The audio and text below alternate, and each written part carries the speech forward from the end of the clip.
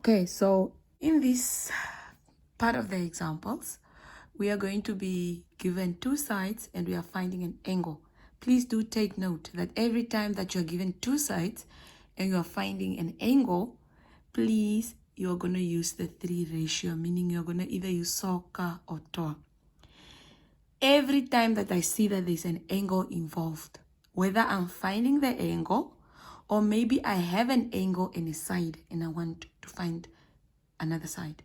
So every time that an angle is involved, I'm going to use the 3 ratio, meaning either SOH, CAH, or TOA. So I do see that in here, I have two sides and I'm finding an angle in each of these cases. So let's see how we solve this. So we're going to look at the first example.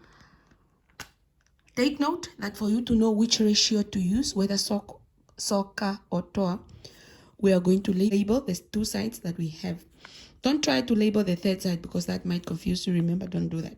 So we know, and how are we going to decide on the adjacent and opposite?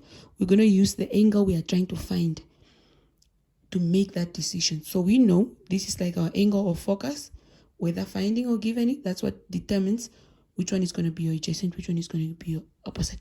So in this case, we have the hypotenuse and we have the adjacent. So which ratio involves A and H? That is going to be CAH, right?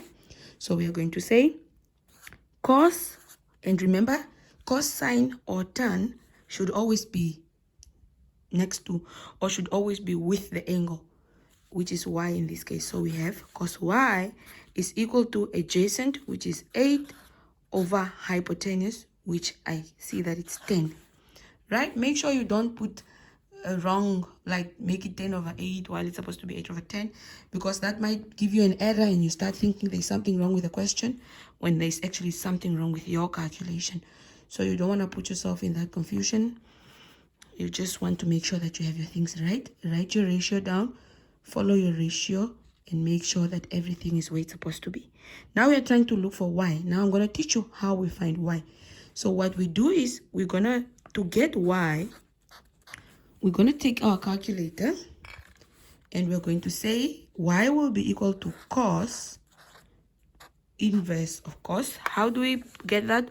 We go to our calculator, we press shift, we press cos, then we get that, then we open, okay, it's already, the bracket is already opened on this calculator. We press 8 over 10, we close that bracket, and we press equal to. So actually y will be equal to that.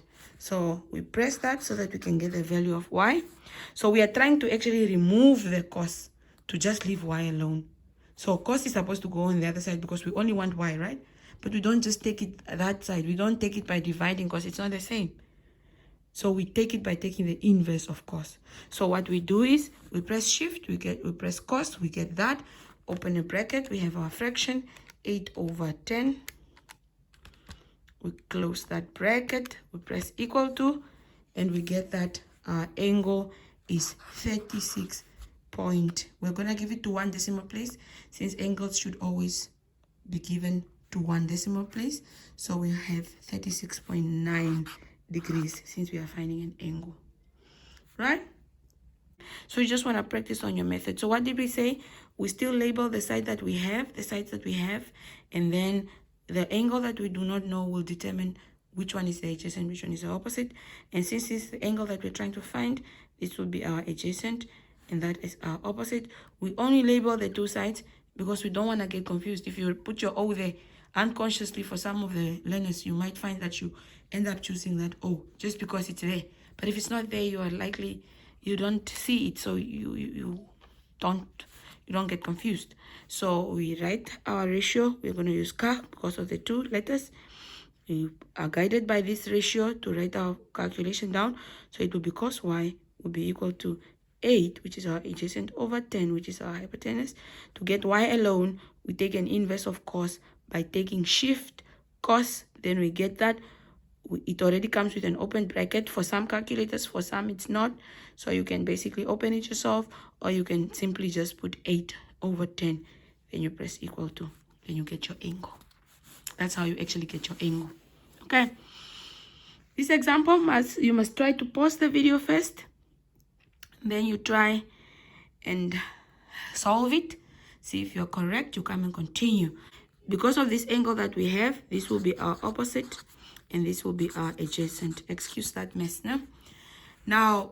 So basically what we are going to do is we're going to say that we want a ratio that has O and A, so it's TOA.